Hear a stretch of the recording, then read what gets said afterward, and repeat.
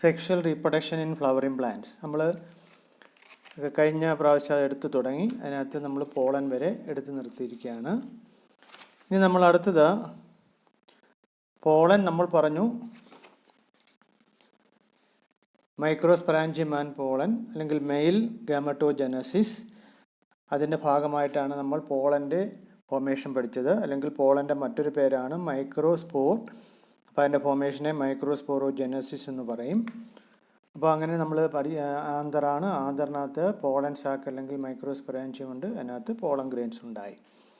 അപ്പോൾ ഈ pollen grains ഉണ്ടായിക്കഴിഞ്ഞാൽ ആന്തർ പൊട്ടി പോളൻ ഗ്രെയിൻസ് പുറത്തേക്ക് വരും. അതിനെയാണ് നമ്മൾ ലിബറേഷൻ അല്ലെങ്കിൽ ഷെഡിങ് എന്ന് പറയുക. എന്നാൽ ഈ പോളൻ ഗ്രെയിൻസ് ആന്തറിൽ നിന്നും പൊട്ടി പുറത്ത് വരുന്നതിന് മുമ്പായി തന്നെ അതിൽ ചില ഡെവലപ്മെൻറ്റ് നടക്കും, ജെർമിനേഷൻ നടക്കും. അപ്പോൾ development of pollen grain or microspore starts even before their shedding or liberation. അപ്പോൾ ആ ഡെവലപ്മെൻറ്റ് എന്താണെന്ന് നമ്മൾ പഠിക്കാൻ പോവുകയാണ്. അപ്പോൾ ആ ഡെവലപ്മെൻറ്റ് പോളൻ ഗ്രെയിൻസിൻ്റെ ഡെവലപ്മെൻറ്റ് നമ്മൾ പഠിക്കുന്നതിന് മുന്നോടിയായിട്ട് അതിൻ്റെ സ്ട്രക്ചർ കൂടി പഠിക്കണം. അപ്പോൾ ഇതാണ് പോളൻ ഗ്രെയിൻസ്. ഈ പോളൻ ഗ്രെയിൻസിനകത്ത് ഇത് മൈക്രോസ്പോർ ടെട്രഡ്, ഇത് സിംഗിൾ പോളൻ, അതിനുണ്ടാകുന്ന ഡെവലപ്മെൻറ്റാണ് നമ്മൾ പഠിക്കുക. അപ്പോൾ ഓർക്കാം, മൈക്രോസ്പോർ അല്ലെങ്കിൽ പോളൻ ഗ്രെയിൻ, മൈക്രോസ്പോർ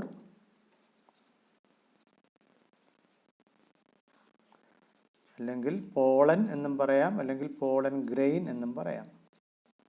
ഓർക്കുക, മൈക്രോസ്പോർ അല്ലെങ്കിൽ പോളൻ ഗ്രെയിൻ. അപ്പോൾ ഇതെങ്ങനെ ഉണ്ടാകുമെന്ന് നമ്മൾ കഴിഞ്ഞ ക്ലാസ്സിൽ പറഞ്ഞതാണ്. ഇത് മൈക്രോസ്പോർ മദർ സെൽ അല്ലെങ്കിൽ പോളൻ മദർ സെൽ, അതിന് മിയോസിസ് സംഭവിച്ചാണ് ഉണ്ടാവുക. അത് 4 എണ്ണം ഉണ്ടാകും. സിംഗിൾ മൈക്രോസ്പോർ മദർ സെല്ലിന് അല്ലെങ്കിൽ പോളൻ മദർ സെല്ലിന് മിയോസിസ് സംഭവിച്ച് 4 മൈക്രോസ്പോർട്സ് ഉണ്ടാകും. അപ്പോൾ ഈ 4 മൈക്രോസ്പോർട്സിനെ നമ്മൾ മൈക്രോസ്പോർ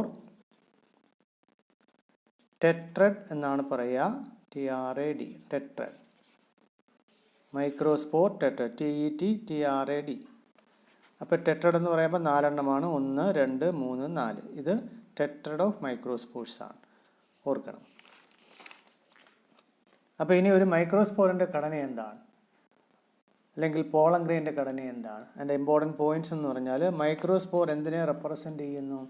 അല്ലെങ്കിൽ മൈക്രോസ്പോർ പോളൻ ഗ്രെയിൻ എന്ന് പറഞ്ഞാൽ അത് മെയിൽ ഗാമറ്റോഫൈറ്റ് എന്ന് പറയാം. എന്തുകൊണ്ടാണ് മെയിൽ ഗാമറ്റോഫൈറ്റ് എന്ന് പറയുന്നത്? Because from pollen grain mail gamete is formed. Mail gamete രൂപം കൊള്ളുന്നത് കൊണ്ടാണ് ഇതിനെ മെയിൽ ഗാമറ്റോഫൈറ്റ് എന്ന് പറയുക. അപ്പോൾ പോളൻ ഗ്രെയിൻ റെപ്രസെൻറ്റ്, ഓർക്കുക, മെയിൽ ഗാമറ്റോഫൈറ്റ്. അപ്പോൾ ആൻജിയോസ്പേമിൽ മൈക്രോസ്പോർ അല്ലെങ്കിൽ പോളൻ ഗ്രെയിനെ മെയിൽ ഗാമറ്റോഫൈറ്റ് എന്ന് പറയാൻ കാരണം അതാണ്. കാരണം പോളൻ ഗ്രെയിനിൽ നിന്നാണ് മെയിൽ ഗാമീറ്റ് രൂപം കൊള്ളുക. ഓക്കെ, ഇനി നമുക്ക് അതിൻ്റെ സ്ട്രക്ചറിലേക്ക് വരാം. What is the structure of the pollen grain? വളരെ ഇമ്പോർട്ടൻ്റ് ആണ്. സ്ട്രക്ചർ പഠിച്ചെങ്കിൽ മാത്രമേ അതിൻ്റെ ഡെവലപ്മെൻറ്റ് നമുക്ക് പഠിക്കാൻ പറ്റുകയുള്ളൂ. ശരിക്കും പോളൻ ഗ്രെയിൻ എന്ന് പറഞ്ഞാൽ യൂണി ന്യൂക്ലിയേറ്റ് ഹാപ്ലോയിഡ് സെല്ലാണ്. ഇതാണ്, ഇത് ന്യൂക്ലിയസ്, ഇത് സൈറ്റോപ്ലാസം, ഇത് വാക്യൂൾസ് ആണ്, അറകൾ. 2 വാക്യൂൾ കാണുന്നുണ്ട്, ഓർക്കുക. ഇനി ഇതാണ് സെൽ വാൾ, ഇത് സെൽ വാളാണ്, ഓർക്കണം. ഇനി സെൽ വാളിന് 2 ഭാഗങ്ങളുണ്ട്. ഔട്ടർ ലെയർ തിക്കാണ്, അതിനെ എക്സൈൻ എന്നും, ഇന്നർ ലെയർ തിന്നാണ്, അതിനെ ഇൻഡൈൻ എന്നും പറയും. അപ്പോൾ എക്സൈനും ഇൻഡൈനും കൂടെ ചേരുമ്പോഴാണ് സെൽ വാൾ ഉണ്ടാവുക. അപ്പോൾ സ്ട്രക്ചർ പറയുകയാണെങ്കിൽ പോളൻ എന്ന് പറഞ്ഞാൽ it is a single nucleated haploid, single nucleated haploid സെല്ലാണ്, ഓർക്കുക. സിംഗിൾ ന്യൂക്ലിയേറ്റഡ് ഹാപ്ലോയിഡ് സെല്ലാണ്. അത് നമ്മൾ പറഞ്ഞു കഴിഞ്ഞു. ഇനി രണ്ടാമത് ഞാൻ പറഞ്ഞു, cell wall is made up of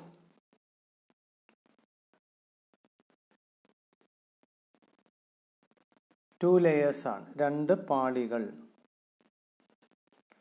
വളരെ ഇമ്പോർട്ടൻ്റ് ആണ്. ഔട്ടർ ലെയർ തിക്കാണ്, thick outer layer and also thin inner layer. Thick outer ലെയറിനെ വിളിക്കുന്ന പേരാണ് എക്സൈൻ. എക്സ് എന്ന് പറയുമ്പോൾ വെളിയിൽ നിന്നാണ്, ഓർക്കുക. അതേപോലെ അകത്തുള്ള ലെയറാണ് ഇൻഡൈൻ. ഇൻ എന്ന് വെച്ചാൽ അകത്തു നിന്നാണ്, നമ്മൾ കണ്ടു കഴിഞ്ഞു, ഇത് കാണാൻ സാധിക്കുന്നതാണ്, ഓർക്കുക. അപ്പോൾ ഔട്ടർ ലെയർ തിക്കാണ്, അത് എക്സൈൻ. ഇന്നർ ലെയർ തിന്നാണ്, അത് ഇൻഡൈൻ. അപ്പോൾ ഈ സെൽ വാളിൻ്റെ ഘടന വളരെ ഇമ്പോർട്ടൻ്റ് ആണ്. അപ്പോൾ ഇങ്ങനെയുള്ള ഒരു യൂണിന്യൂക്ലിയേറ്റ് ഹാപ്ലോയിഡ് സെല്ലാണ് മൈക്രോസ്പോർ അല്ലെങ്കിൽ പോളൻ ഗ്രെയിൻ. ഇനി എക്സൈൻ വളരെ ഇമ്പോർട്ടൻ്റ് ആണ്, അതെപ്പോഴും സ്ഥിരം പരീക്ഷയ്ക്ക് ചോദിക്കുന്നതാണ്. അപ്പോൾ ഔട്ടർ തിക്ക് ലെയറാണ് എക്സൈൻ. ഈ എക്സൈൻ്റെ പ്രത്യേകതകൾ എന്തൊക്കെയാണ് ഓർക്കുക. The exine is made up of a special substance. അത് സ്ഥിരം ചോദിക്കുന്ന ചോദ്യമാണ്. എക്സൈൻ നിർമ്മിച്ചിരിക്കുന്ന ഒരു പദാർത്ഥം is made up of a special substance ഉണ്ട്, അതിൻ്റെ പേരാണ് സ്പോറോപൊളീനിൻ. ഓർക്കുക, സ്പോറോപൊളീനിൻ. ഇത് വളരെ ഇമ്പോർട്ടൻ്റ് ആണ്, സ്ഥിരമായി ചോദിക്കുന്നതാണ്. കാരണം ഈ സ്പോറോപൊളീനിന് ചില പ്രത്യേകതയുണ്ട്. അതൊന്ന്, മോസ്റ്റ് റെസിസ്റ്റൻ്റ് ഓർഗാനിക് മെറ്റീരിയലാണ്. മോസ്റ്റ് റെസിസ്റ്റൻ്റ് ഓർഗാനിക് മെറ്റീരിയലാണ്. അപ്പോൾ എല്ലാ കാലാവസ്ഥയും അതിന് ഓവർകം ചെയ്യാൻ കഴിയും. അപ്പോൾ അതൊന്ന് മോസ്റ്റ് റെസിസ്റ്റൻ്റ് ഓർഗാനിക് മെറ്റീരിയലാണ്. ഇനി അതേപോലെ തന്നെ it can withstand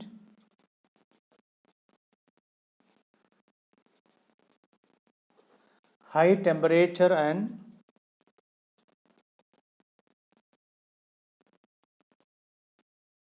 strong acids and alkalis. And strong acids and alkalis. ഓർക്കുക, അപ്പോൾ ഹൈ ടെമ്പറേച്ചറിനെ അതിജീവിക്കാൻ കഴിയുന്നു, അതേപോലെ സ്ട്രോങ് ആസിഡിനെയും ആൽക്കലീസിനെയും അതിജീവിക്കാൻ കഴിയുന്നു. അത് രണ്ടാമത്തെ ഇമ്പോർട്ടൻസ് ആണ്. ഇനി ഇതിനെ ഡൈജസ്റ്റ് ചെയ്യാൻ നോ എൻസൈം ഒരു എൻസൈം ഇതുവരെ കണ്ടുപിടിക്കപ്പെട്ടില്ലെന്നാണ്. No enzyme that degrades. ഓർക്കുക, സ്പോറോപൊളീനിൻ. അപ്പോൾ ഇതിനെ ഡീഗ്രേഡ് ചെയ്യുന്ന ഒരു എൻസൈമിനെയും ഇതേവരെ കണ്ടുപിടിക്കപ്പെട്ടിട്ടില്ല. ഓർക്കണം, നോ എൻസൈം ദാറ്റ് ഡീഗ്രേഡ്സ് സ്പോറോപൊളീനിൻ. അതുകൊണ്ടാണ് ഈ പോളൻ ഗ്രെയിൻസിനെ നമുക്ക് ഫോസിലുകളായിട്ട് സംരക്ഷിക്കപ്പെട്ടിട്ടുണ്ട്. അത് ചോദിച്ചിട്ടുണ്ട്. അതിന് കാരണം ഈ സ്പോറോപൊളീനിൻ ആണ്. പോളൻ ഗ്രെയിൻസ് ആർ അല്ലെങ്കിൽ പോളൻസ് ആർ വെൽ പ്രിസർവ്ഡ്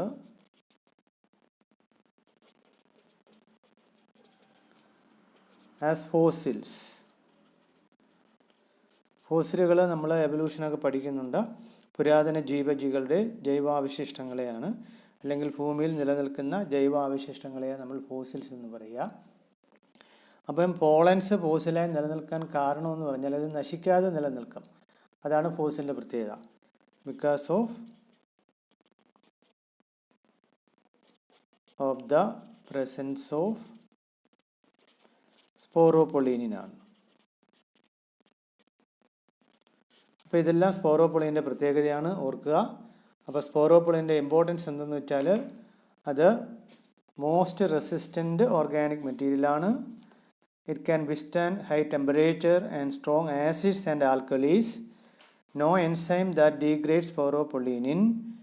അതുകൊണ്ട് pollens are well preserved as fossils because of the presence of സ്പോറോപൊളീനിൻ.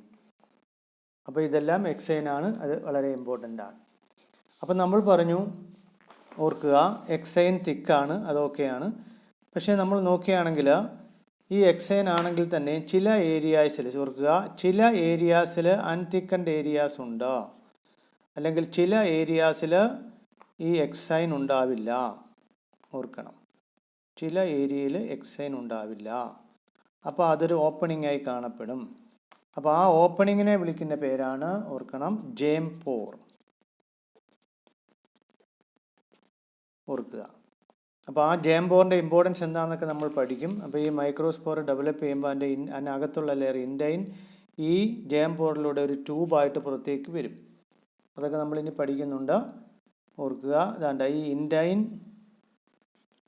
Gross out as a tube, അതിനെ പോളൻ ട്യൂബ് എന്നൊക്കെ പറയും. അത് നമ്മൾ മെയിൽ ഗാമറ്റോഫൈറ്റ് മെയിൽ ഗാമേറ്റ് രൂപം കൊള്ളുന്ന ഇപ്പോൾ അടുത്ത് പഠിക്കും, നമ്മൾ മനസ്സിലാവും. അപ്പോൾ ഈ ജേം പോർ എന്ന് വെച്ചാൽ ഇതാണ്.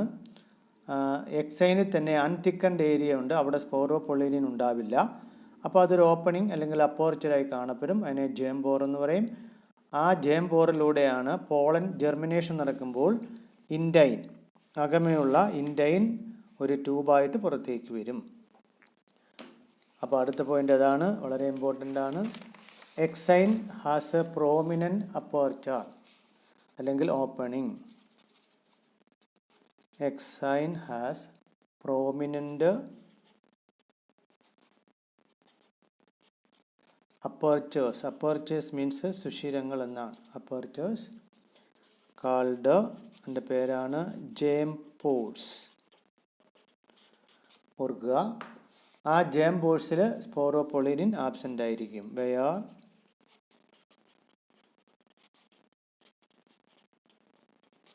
സ്പോറോപൊളീനിൻ ആബ്സെൻറ്റ്, അവിടെ സ്പോറോപൊളീനിൻ ആബ്സെൻ്റ് ആയിരിക്കും. അപ്പോൾ നമ്മൾ എക്സൈൻ പറഞ്ഞു കഴിഞ്ഞു. ഇനി അടുത്ത ലെയർ ഏതാണ്? ഇൻഡൈൻ. അപ്പം ഇന്നർ ലെയർ എന്ന് പറഞ്ഞാൽ ഇൻഡൈൻ ആണ്, ഓർക്കണം. അപ്പോൾ എക്സൈൻ നമ്മൾ പറഞ്ഞു കഴിഞ്ഞു, അടുത്തത് ഇൻഡൈൻ ആണ്.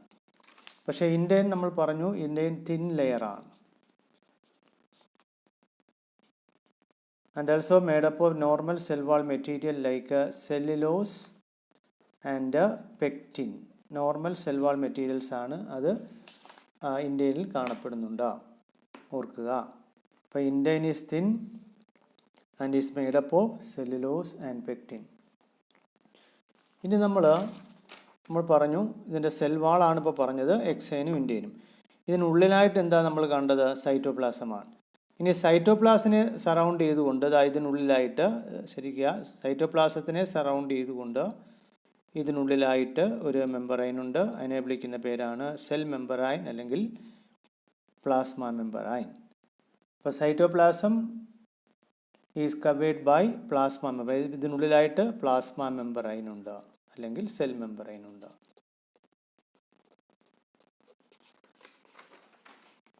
അപ്പോൾ അടുത്ത് നമ്മൾ പറഞ്ഞത്, നമ്മൾ സ്ട്രക്ചർ പറഞ്ഞു തുടങ്ങിയപ്പോൾ ഓർമ്മയുണ്ട്. സ്ട്രക്ചർ നമ്മൾ ആദ്യം സെൽ വാളാണ് പറഞ്ഞത്. അപ്പം സിംഗിൾ യൂണിന്യൂക്ലിയേറ്റ് ഹാപ്ലോയിഡ് സെൽ എന്നാണ് നമ്മൾ പോളനെ പറഞ്ഞത്.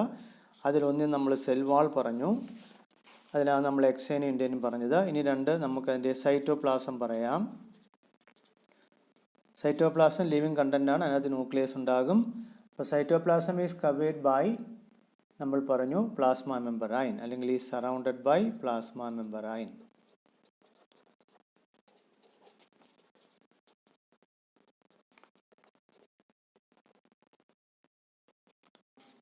ഓർക്കുക.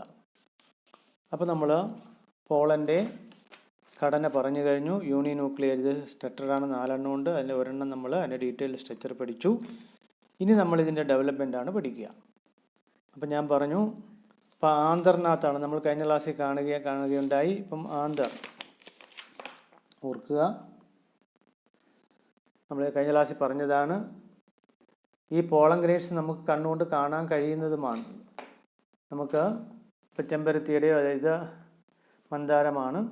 അപ്പോൾ ഇതാണ് ആന്തർ. നമുക്ക് നോക്കാം. അതിനകത്ത് നമ്മൾ നോക്കിക്കഴിഞ്ഞാൽ നമ്മളിങ്ങനെ കൈ കൊണ്ട് തൊടുകയാണെങ്കിൽ നമ്മുടെ കയ്യിലൊക്കെ പോളൻ ഗ്രെയിൻസ് പറ്റിപ്പിടിക്കും. ഒരു മഞ്ഞ കളറിലാണ്. നിങ്ങൾക്ക് തന്നെ നോക്കിയാൽ മതി. ഇതാണ്ട് ഈ മഞ്ഞ കളറിൽ ഇത് കാണാൻ സാധിക്കും. നോക്കിയാൽ മതിയാകും.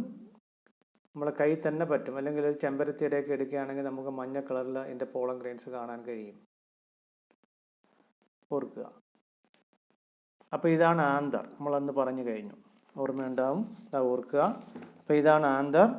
അപ്പം മെച്ചർ ആന്തർ ആയിക്കഴിഞ്ഞാൽ അത് പൊട്ടി പോളൻ സാക്ക് അല്ലെങ്കിൽ മൈക്രോസ്പൊറാഞ്ചിയം പൊട്ടി പോളൻ ഗ്രെയിൻസ് പുറത്തേക്ക് വരുമെന്ന് നമ്മൾ പറഞ്ഞു കഴിഞ്ഞു. പക്ഷേ ഈ പുറത്തേക്ക് വരുന്ന പോളൻ ഗ്രെയിൻ എന്ന് പറഞ്ഞാൽ അതിൽ ഡെവലപ്മെൻറ്റ് തുടങ്ങിയിരിക്കും. അതാണ് ഞാൻ പറഞ്ഞത്, development of pollen grain starts even before their shedding. അപ്പോൾ ശരിക്കും ഒരു പോളൻ ഗ്രെയിൻ എന്ന് പറയുമ്പോൾ അതിൻ്റെ ഘടന ഇതാണ്. പക്ഷേ അത് പുറത്തേക്ക് വരുമ്പോൾ അതിൻ്റെ ഘടന ഇങ്ങനായി മാറും. എന്ന് വെച്ചാൽ ഈ പോളൻ ഗ്രെയിന് ഡെവലപ്മെൻറ്റ് നടക്കുമെന്നാണ്. എന്ന് വെച്ചതിൻ്റെ അർത്ഥം it undergoes an unequal division. അപ്പോൾ ഇനി നമ്മൾ പഠിക്കുന്നത് ഡെവലപ്മെൻറ്റ് ഓഫ് അല്ലെങ്കിൽ ജെർമിനേഷൻ ഓഫ് പോളനാണ്. അപ്പോൾ germination of pollen or microspore starts even before their shedding. That means the germination starts from the anther itself. അപ്പം ആന്തറിനുള്ളിൽ വെച്ച് തന്നെ ഇതിൻ്റെ ജെർമിനേഷൻ തുടങ്ങും. അപ്പോൾ എന്താണ് ആ ജെർമിനേഷൻ? ഇതാണ് ജെർമിനേഷൻ. ഇത് സിംഗിൾ ഹാപ്ലോയിഡ് സെല്ലായ മൈക്രോസ്പോർ അല്ലെങ്കിൽ പോളൻ ഗ്രെയിൻ ഒരു അൺഈക്വൽ ഡിവിഷൻ നടന്ന് ലാർജ് സെല്ലുണ്ടാകും, സ്മാൾ സെല്ലുണ്ടാകും. അപ്പോൾ ലാർജ് സെല്ലിനെ വെജിറ്റേറ്റീവ് സെൽ അല്ലെങ്കിൽ ട്യൂബ് സെല്ലെന്നും സ്മാൾ സെല്ലിനെ ജനറേറ്റീവ് സെല്ലെന്നും വിളിക്കും. അപ്പോൾ ഓർക്കുക, അപ്പോൾ ഈ ആന്തർ പൊട്ടി പുറത്ത് വരുന്ന പോളൻ ഗ്രെയിൻസിൻ്റെ ഘടനയാണ് ഇപ്പോൾ നമ്മൾ കാണുന്നത്. അപ്പോൾ അടുത്ത് നമ്മൾ പഠിക്കുന്നത് ഡെവലപ്മെൻറ്റ് ഓഫ് മൈക്രോസ്പോർ അല്ലെങ്കിൽ പോളൻ ഡെവലപ്മെൻറ്റ് അല്ലെങ്കിൽ ജെർമിനേഷൻ.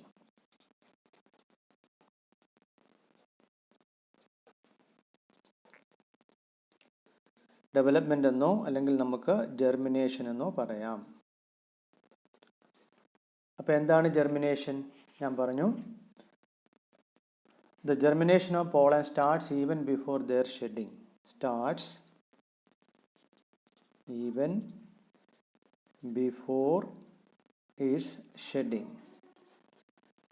അപ്പോൾ ഈ പ്രത്യേക പേരൊക്കെ ഉണ്ട്, അത് നമ്മൾ എൻട്രൻസിൽ പഠിക്കുക. ഇപ്പം നമ്മൾ ശരിക്കും NCERT സിലബസ് അനുസരിച്ച് മാത്രമേ പറയുന്നുള്ളൂ. മറ്റേത് പറഞ്ഞാൽ നമുക്ക് സമയം കുറവായിരിക്കും. അതിന് എൻട്രൻസിന് ഇതെല്ലാം ഓരോ പോയിന്റുകളാണ്, അത് ഞാൻ ക്ലാസ് ഇടുന്നുണ്ട്. അപ്പോൾ എൻട്രൻസിന് ഇടുമ്പോഴത്തേക്ക് നിങ്ങൾ ക്ലാസ് കാണുകയാണെങ്കിൽ അതിൻ്റെ ഡിഫറൻസ് മനസ്സിലാവും. അപ്പോൾ starts even before is shedding. അപ്പോൾ ഏതാണ് ഡെവലപ്മെൻറ്റ്? ഇത്രയാണ്. ഇറ്റ് ഡിവൈഡ്സ്, ഈ മൈക്രോസ്പോർ അല്ലെങ്കിൽ പോളൻ ഗ്രെയിൻ ഡിവൈഡ് ചെയ്യും.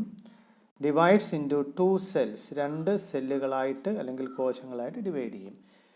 ഒന്ന് എ ലാർജ് വലിയ വെജിറ്റേറ്റീവ് സെൽ, എൻ്റെ പേരാണ് വെജിറ്റേറ്റീവ് സെൽ, അല്ലെങ്കിൽ എൻ്റെ മറ്റൊരു പേരാണ് ട്യൂബ് സെൽ. കാരണം അതിൽ നിന്നാണ് പോളൻ ട്യൂബ് അല്ലെങ്കിൽ പോളൻ ജെർമിനേറ്റ് ചെയ്യുമ്പോൾ ഒരു ട്യൂബ് പുറത്തേക്ക് വരും. ആ ട്യൂബ് ഉണ്ടാകുന്നത് ഈ സെല്ലിൽ നിന്നാണ്, അതുകൊണ്ടാണ് അതിന് ആ പേര് വന്നത്. രണ്ടാമത് സ്മാൾ സെല്ലാണ്. ആ സ്മാൾ സെല്ലിനെ വിളിക്കുന്ന പേരാണ് ജനറേറ്റീവ് സെൽ. ഓർക്കുക. അപ്പോൾ ഇതാണ് 2 celled സ്റ്റേജ്. ഓർക്കണം, കണ്ട ഇതാണ്. അപ്പോൾ ഈ അണ്ടർഗോസ് അൺഈക്വൽ ഡിവിഷൻ എന്ന് പറയാൻ കാരണം 2 അൺഈക്വൽ സെൽസാണ് ഉണ്ടാവുക. ഈ ലാർജ് സെല്ലിനെ വിളിക്കുന്ന പേരാണ് വെജിറ്റേറ്റീവ് സെൽ, അല്ലെങ്കിൽ അതിൻ്റെ മറ്റൊരു പേരാണ് ട്യൂബ് സെൽ. ഇനി സ്മാൾ സെല്ലാണ്. ഈ സ്മാൾ സെല്ലിനെ വിളിക്കുന്ന പേരാണ് ജനറേറ്റീവ് സെൽ. ഓർക്കുക. അപ്പോൾ ഈ ലാർജ് വെജിറ്റേറ്റീവ് സെൽ അല്ലെങ്കിൽ ട്യൂബ് സെല്ലിൻ്റെ പ്രത്യേകത എന്താണ്? ഇതിനകത്ത് food material, abundant food reserve ഉണ്ടാകും അല്ലെങ്കിൽ റിസർവ് ഫുഡ് ഉണ്ടാകും. And also a large irregularly shaped ന്യൂക്ലിയസും ഉണ്ടാകും. ഇതിൻ്റെ ന്യൂക്ലിയസ് ഇതാണ്, അത് ലാർജാണ്, ഇറഗുലർലി ഷേപ്പ്ഡ് ആണ്. ഇതിനകത്ത് ധാരാളം ഫുഡ് റിസർവും ഉണ്ടാകും. എന്നാൽ ഓർക്കുക, ജനറേറ്റീവ് സെൽ എന്ന് വെച്ചാൽ സ്മാളാണ്, അത് സ്പിൻഡിൽ ഷേപ്പ്ഡ് ആണ്. നമ്മൾ നോക്കിയത് ഈ ഷേപ്പിനെയാണ് നമ്മൾ സ്പിൻഡിൽ എന്ന് പറയുക, അല്ലെങ്കിൽ നേരെ വരച്ചത് ഇങ്ങനെ വരയ്ക്കും ആണ്. 2 അറ്റവും പോയിൻറ്റഡ് ആയിരിക്കുന്നത്, നടുക്ക് വേർതിരിക്കുന്നതുമായ ഈ ഷേപ്പിനെയാണ് സ്പിൻഡിൽ. അത് നോക്കുക. അപ്പോൾ ഇത് സ്പിൻഡിൽ ഷേപ്പ്ഡ് ആണ്. പിന്നെ നിറയെ സൈറ്റോപ്ലാസം ഉണ്ട്, ന്യൂക്ലിയസ് ഉണ്ട്. അപ്പോൾ ഓർക്കണം, vegetative cell, generative cell. Vegetative cell ലാർജാണ്, ഫുഡ് റിസർവ് ഉണ്ട്, irregular shaped nucleus, large nucleus ഉണ്ട്.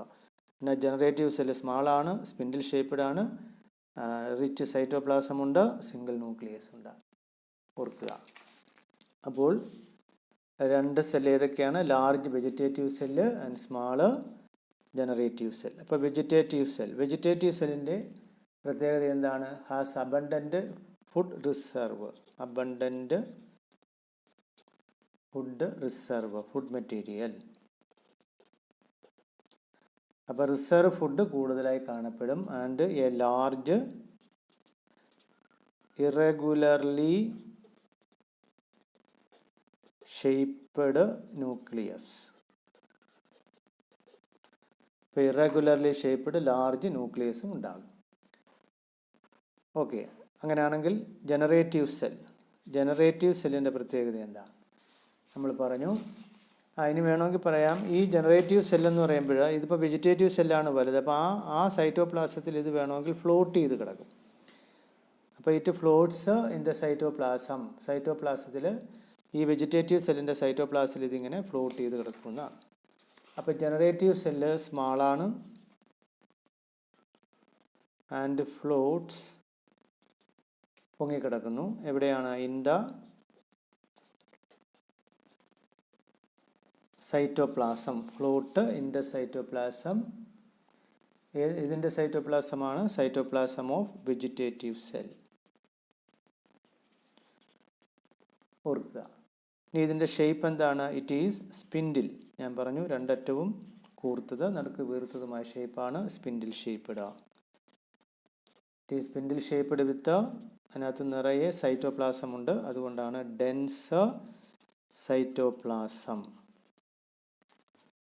പിന്നെ അതിൻ്റെ ന്യൂക്ലിയസും ഉണ്ട്. ഓർക്കുക. അപ്പോൾ ഇതാണ് 2 സെൽഡ് സ്റ്റേജ്. ഓർക്കണം, ഇത് 2 സെൽഡ് സ്റ്റേജാണ്. ഇത് എക്സൈനും ഇന്ത്യനും ഒക്കെ അകത്തുണ്ട്. അപ്പോൾ ഇത് 2 സെൽഡ് സ്റ്റേജാണ്.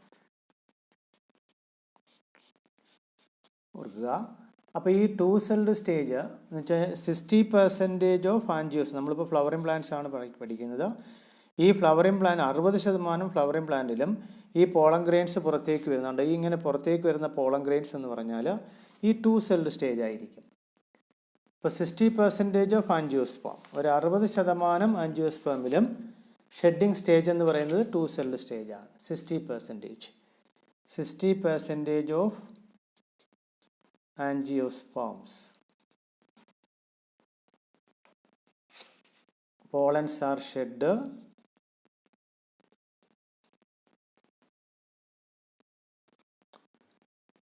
At this 2 celled stage. നമ്മളിപ്പോൾ കണ്ട ആ സ്റ്റേജിലാണ്. അപ്പോൾ നമ്മൾ പറഞ്ഞു 60% ആണ്. അപ്പോൾ അതിന് 40% എങ്ങനെയാണ്? 40% എന്ന് പറഞ്ഞാൽ നമ്മൾ ഈ ജനറേറ്റീവ് സെല്ല് നോക്കുക. ഈ ജനറേറ്റീവ് സെല്ലിന് വീണ്ടും ഡിവിഷൻ നടക്കും.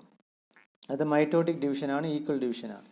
അപ്പോൾ മൈറ്റോട്ടിക് ഡിവിഷൻ നടന്നിട്ട് ശരിക്കും ഇവിടെ 2 മർമ്മങ്ങളാണ് ശരിക്കും ഉണ്ടാകുന്നത്. ആ 2 മർമ്മങ്ങളെയാണ് മെയിൽ ഗാമീറ്റ്സ് എന്ന് പറയുക.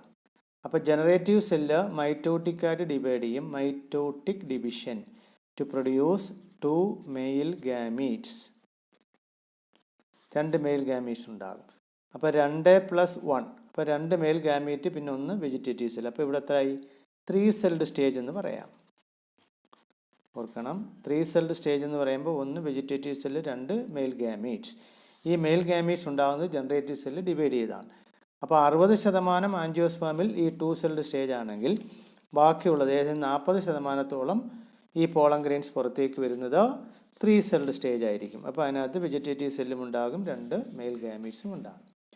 അപ്പോൾ റിമൈനിങ് സ്പീഷീസ്, അപ്പോൾ 60% ഇതാണ്. But in remaining species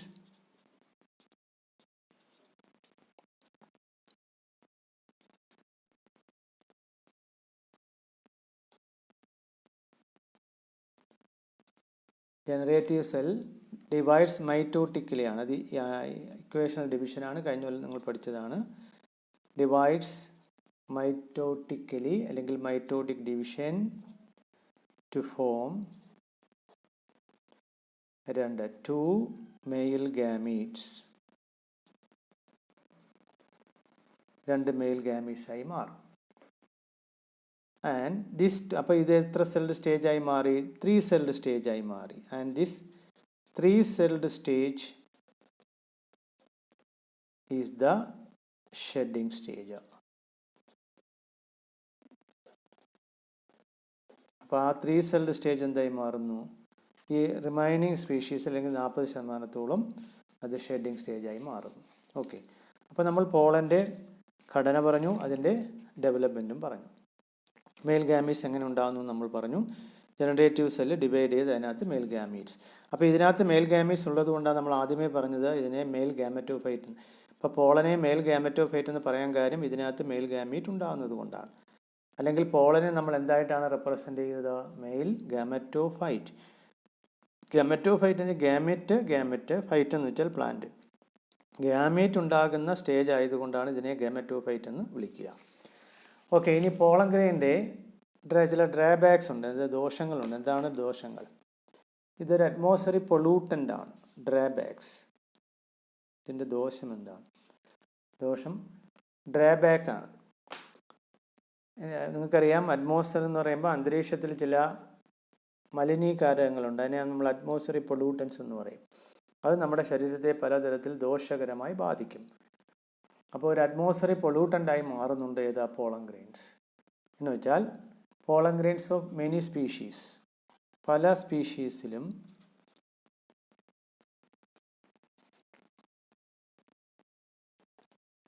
pollen grains of many species cause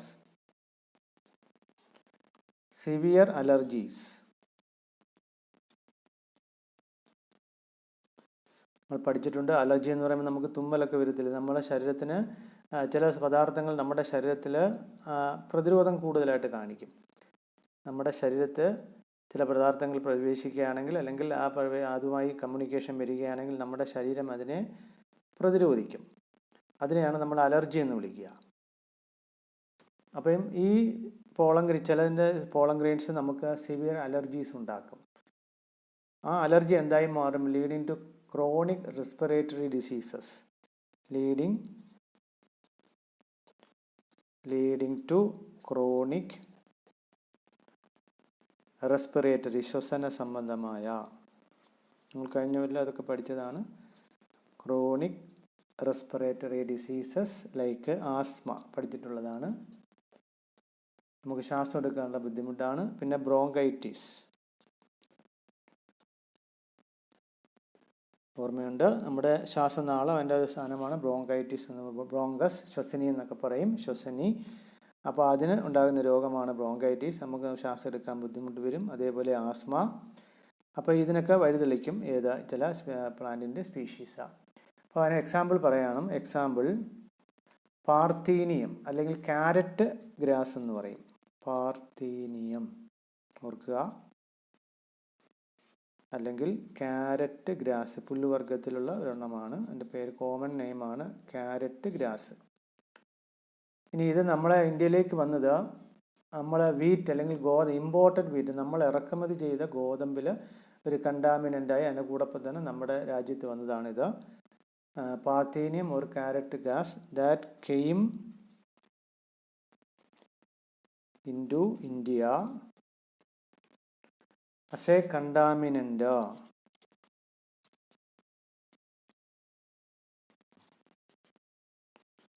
ഓർക്കണം, അത് എന്നിട്ട് കൂടെ കയറി വന്നതാണ് കണ്ടാമിനൻ്റ് വിത്ത് ഇമ്പോർട്ടഡ്, നമ്മൾ ഇറക്കുമതി ചെയ്ത വീറ്റ്, ഗോതമ്പ്.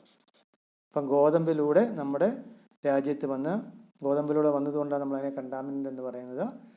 ഇത് കാസസ് പോളൻ അലർജി. ഇതെന്തുണ്ടാക്കുന്നുണ്ട്? Causes pollen allergy. അപ്പോൾ ഇതിൻ്റെ പോളൻ ഗ്രെയിൻ പാർത്തീനിയം അല്ലെങ്കിൽ ക്യാരറ്റ് ഗ്യാസ്, അതിൻ്റെ പോളൻ നമുക്ക് അലർജി ഉണ്ടാക്കും. അത് നമ്മുടെ ഇന്ത്യയിൽ വന്നത് നമ്മൾ ഇറക്കുമതി ചെയ്ത ഗോതമ്പിലൂടെ ഒരു കണ്ടാമിനൻ്റായിട്ട് ഇങ്ങനെ വരുന്നതിനെയാണ് നമ്മൾ കണ്ടാമിനൻ്റ് എന്ന് പറയുക. ഓർക്കുക. അപ്പോൾ പോളൻ ഗ്രെയിന് ദോഷം ഉണ്ടെങ്കിൽ തന്നെ നമുക്ക് ഒരുപാട് ഗുണങ്ങളുമുണ്ട്. അപ്പോൾ നമ്മളിത് ഡ്രാബാക്സ് ആണ് പറഞ്ഞത്. ഇനി ഇതിൻ്റെ യൂസസ് എന്തൊക്കെയാണ്? അപ്പോൾ what are the uses of pollen grains? അത് ഇമ്പോർട്ടൻ്റ് ആണ്. ഇതിനകത്ത് ചില ഗുണങ്ങളുമുണ്ട്. എന്തൊക്കെയാണ് ഗുണങ്ങൾ? ഓർക്കുക. ഒന്ന്, pollen grains are rich in nutrients. അപ്പോൾ പോളൻസ് ആർ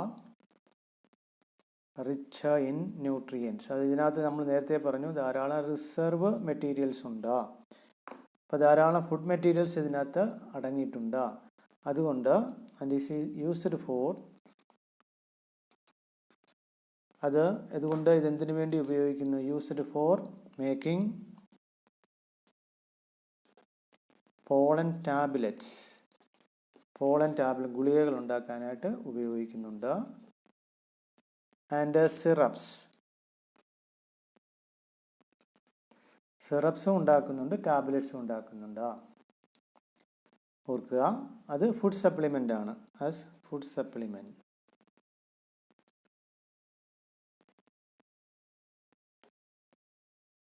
നമുക്കറിയാം, നമ്മളിപ്പോൾ ഓരോ ഇതൊക്കെ മേടിച്ച് കഴിക്കാറുണ്ടല്ലോ. നമുക്കിപ്പം ന്യൂട്രീഷ്യൻസിൻ്റെ കുറവ് വരികയാണെങ്കിൽ നമ്മൾ ന്യൂട്രീഷ്യസ് അല്ലെങ്കിൽ പോഷക പദാർത്ഥങ്ങളുള്ള ടാബ്ലറ്റ്സും സിറപ്പൊക്കെ കഴിക്കാറുണ്ട്. അപ്പോൾ ഇത് പോളനും അങ്ങനെയുള്ള ഒരു ഇനത്തിൽപ്പെട്ടതാണ്. ഇതിനകത്ത് ന്യൂട്രിയൻസ് അല്ലെങ്കിൽ പോഷക പദാർത്ഥങ്ങൾ കൂടുതലായി കാണപ്പെടും.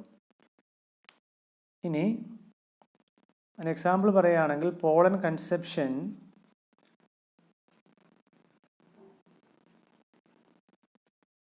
has been claimed to increase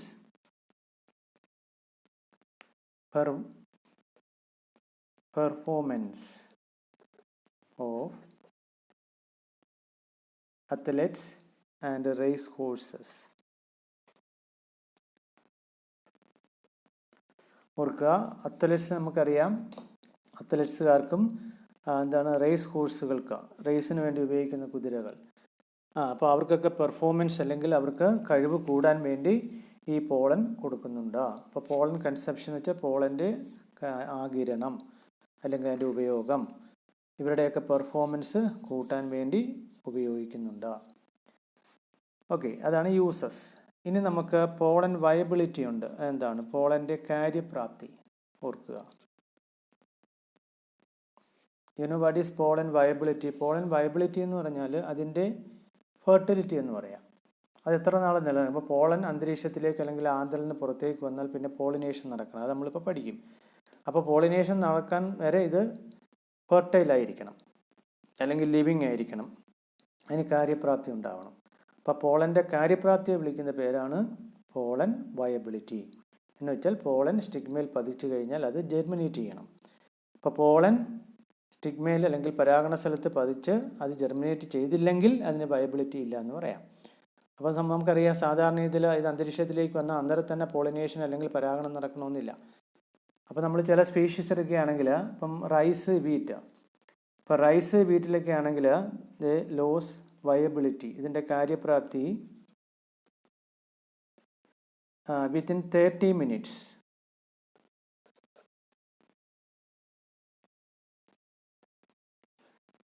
അപ്പോൾ റൈസിലും വീറ്റിലുമൊക്കെ ഗോതമ്പിലുമൊക്കെ ഓർക്കുക എക്സെട്ര ഈ പോളൻ്റെ വയബിലിറ്റി എന്ന് വെച്ചാൽ 30 മിനിറ്റിനുള്ളിൽ ഇല്ലാതാകും. അപ്പോൾ 30 മിനിറ്റിനുള്ളിൽ പോളിനേഷൻ നടന്നെങ്കിൽ മാത്രമേ അത് ജെർമിനേറ്റ് ചെയ്തുള്ളൂ, അല്ലെങ്കിൽ അത് ലോസായി മാറും. അപ്പോൾ ഓർക്കണം, അപ്പോൾ പോളൻ വയബിലിറ്റി 30 മിനിറ്റിനുള്ളിൽ തീരുന്നതാണ് റൈസ്, വീറ്റ്. ഇത് എല്ലാത്തിലും അങ്ങനെയില്ല, എന്നാൽ മാസങ്ങളോളം വയബിലിറ്റി നിലനിൽക്കുന്നുണ്ട്. മെയിൻറ്റെയിൻ വയബിലിറ്റി, ഓർക്കുക, മെയിൻറ്റെയിൻ വയബിലിറ്റി ഫോർ മന്ത്സ്, മാസങ്ങളോളം നിൽക്കുന്നുണ്ട്. അതിന് എക്സാമ്പിളാണ് റോസേസി എന്ന് പറയും, ഫാമിലിയാണ്. അപ്പോൾ റോസ ഫാമിലിയാണ്. പിന്നെ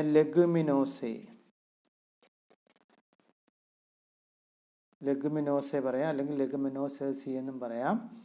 ഇപ്പോൾ ലെഗുമിനോസേസി എന്ന് പറഞ്ഞാൽ നിങ്ങൾ പയറുവർഗ്ഗമാണ്. നിങ്ങൾ കഴിഞ്ഞ കൊല്ലം ഒന്ന് പറഞ്ഞ് ഫേബേസിയെ, സിസാൽപീനിയേസിയെ, മൈമോസെ, ലെഗുമിനോസെ അല്ലെങ്കിൽ SAEAE, ലെഗുമിനോസിയെ, അത് പയറിൻ്റെയൊക്കെ ഫാമിലിയാണ്.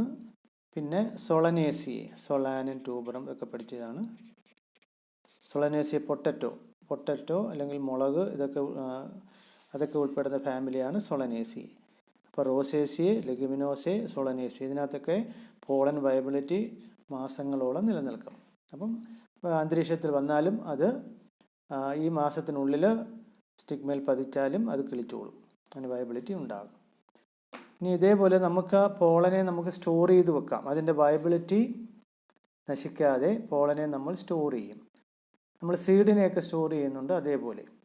അപ്പോൾ നമുക്കറിയാം, നമ്മൾ സാധാരണ ആഹാര പദാർത്ഥങ്ങളൊക്കെ നശിക്കാതിരിക്കാൻ നമ്മൾ ഫ്രിഡ്ജിനകത്തൊക്കെ ആഹാരം സംഭരിക്കാറുണ്ട്. അപ്പം ലോ ടെമ്പറേച്ചർ, ഇപ്പോൾ ലോ ടെമ്പറേച്ചറിൽ നമുക്ക് ഇങ്ങനെയുള്ള പദാർത്ഥങ്ങളെ സംഭരിച്ചാൽ അത് കേടുകൂടാതിരിക്കും. അപ്പോൾ അതേപോലെ ഇവിടെയും ലോ ടെമ്പറേച്ചറിൽ store pollen grain in liquid nitrogen, store pollen grain in liquid nitrogen. Plus അതിൻ്റെ ഡിഗ്രി സെൻറ്റിഗ്രേഡ് -196 ഡിഗ്രി സെൻറ്റിഗ്രേഡാണ്. ഇപ്പോൾ ലോ ടെമ്പറേച്ചറാണ്. അല്ലെങ്കിൽ ഈ പ്രക്രിയയെ വിളിക്കുന്ന പേരാണ് ക്രയോ പ്രിസർവേഷൻ. അപ്പോൾ ലിക്വിഡ് നൈട്രജനകത്ത് -196 ഡിഗ്രി സെൻറ്റിഗ്രേഡിൽ ഇതിൻ്റെ വയബിലിറ്റി നശിക്കാതെ സംരക്ഷിക്കപ്പെടും. അതിനെയാണ് നമ്മൾ ക്രയോ പ്രിസർവേഷൻ എന്ന് പറയുക. അങ്ങനെ നമുക്ക് പോളൻ ബാങ്ക് ഉണ്ടാകും. ഇതിനെയാണ് യൂസ്ഡ് ആസ് പോളൻ ബാങ്ക്സ്. ഇതിനെയാണ് നമ്മൾ പോളൻ ബാങ്ക്സ് എന്ന് പറയുക. അപ്പോൾ ഈ പോളൻ്റെ വയബിലിറ്റി നശിക്കാതെ ഈ ലോ ടെമ്പറേച്ചറിൽ നിലനിൽക്കാം. നമുക്ക് ആവശ്യമുള്ളപ്പം പോളനെ നമുക്ക് എടുക്കാവുന്നതാണ്. അതേപോലെ നമ്മൾ സീഡിനെ ഇങ്ങനെ ചെയ്യാറുണ്ട്. അതിനെയാണ് സീഡ് ബാങ്ക്സ് എന്ന് പറയുക. അത് നമ്മളിനി പഠിക്കും. നമ്മൾ പ്ലാൻ ബ്രീഡിംഗ് ഒക്കെ പഠിക്കും. അന്നേരമൊക്കെ പഠിക്കുമ്പോൾ സീഡ് ബാങ്കിനെ കുറിച്ച് നമ്മൾ പഠിക്കും.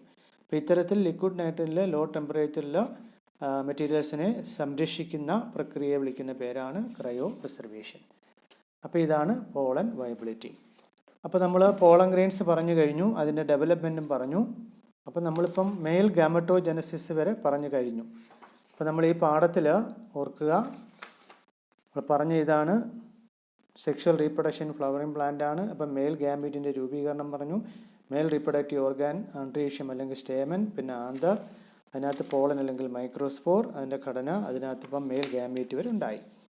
ഇനി നമ്മൾ പഠിക്കുന്നത് ഫീമെയിൽ റീപ്രൊഡക്റ്റീവ് ഓർഗാനാണ് പിസ്റ്റിൽ, ഓർക്കുക, അല്ലെങ്കിൽ ഗൈനീഷ്യം, അല്ലെങ്കിൽ നമ്മൾ കാർപ്പൽ എന്ന് പറയും, സ്റ്റിഗ്മ സ്റ്റൈൽ ഓവറി.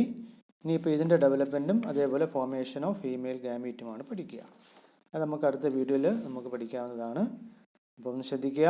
വീഡിയോ ഇഷ്ടമായെന്നുണ്ടെങ്കിൽ നിങ്ങൾ മറ്റു കുട്ടികൾക്ക് കൂടെ ഇതൊന്ന് ഷെയർ ചെയ്യുക, അതേപോലെ സബ്സ്ക്രൈബ് ചെയ്യുക.